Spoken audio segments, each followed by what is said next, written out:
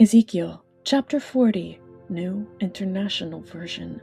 In the 25th year of our exile, at the beginning of the year, on the 10th of the month, in the 14th year after the fall of the city, on that very day, the hand of the Lord was on me, and he took me there. In visions of God, he took me to the land of Israel and set me on a very high mountain, on whose south side were some buildings that looked like a city.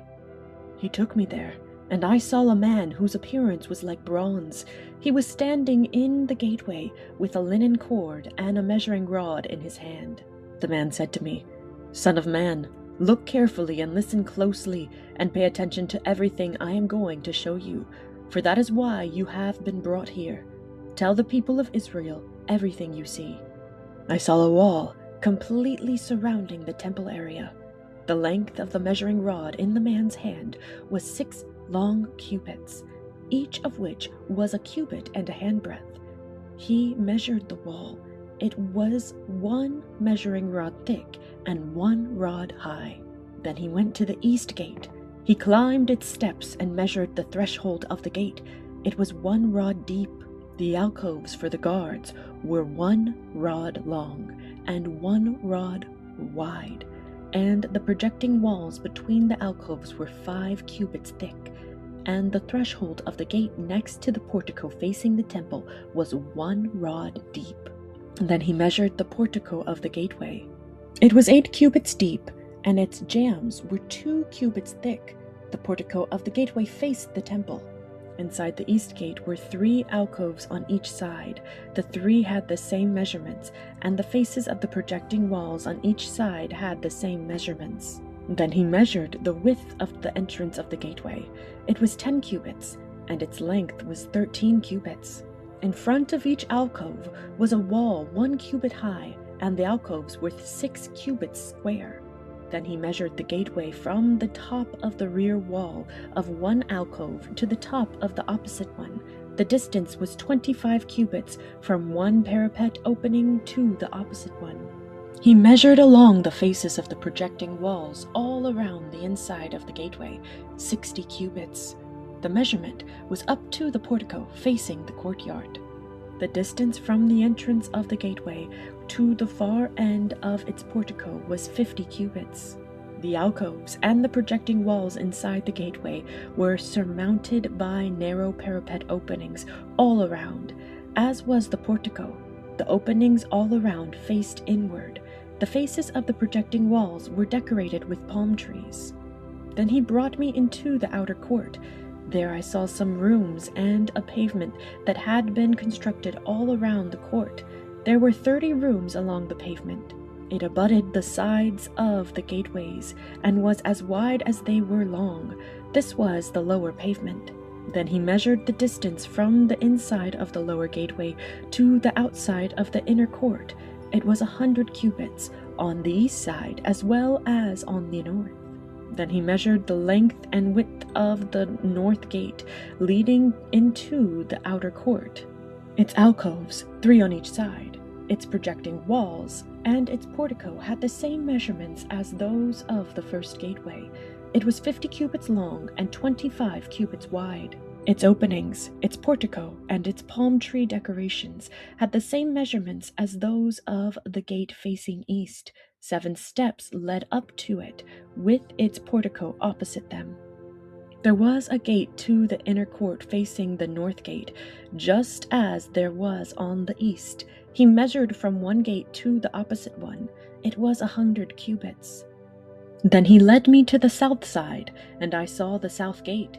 He measured its jambs and its portico, and they had the same measurements as the others. The gateway and its portico had narrow openings all around, like the openings of the others. It was 50 cubits long and 25 cubits wide. 7 steps led up to it, with its portico opposite them. It had palm tree decorations on the faces of the projecting walls on each side. The inner court also had a gate facing south, and he measured from this gate to the outer gate on the south side. It was 100 cubits. Then he brought me into the inner court through the south gate, and he measured the south gate.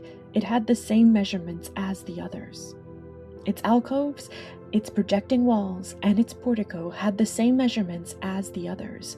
The gateway and its portico had openings all around. It was 50 cubits long and 25 cubits wide. The porticos of the gateways around the inner court were 25 cubits wide and 5 cubits deep. Its portico faced the outer court. Palm trees decorated its jambs, and 8 steps led up to it. Then he brought me to the inner court on the east side, and he measured the gateway. It had the same measurements as the others. Its alcoves, its projecting walls, and its portico had the same measurements as the others. The gateway and its portico had openings all around. It was 50 cubits long and 25 cubits wide. Its portico faced the outer court. Palm trees decorated the jambs on either side, and 8 steps led up to it. Then he brought me to the north gate and measured it.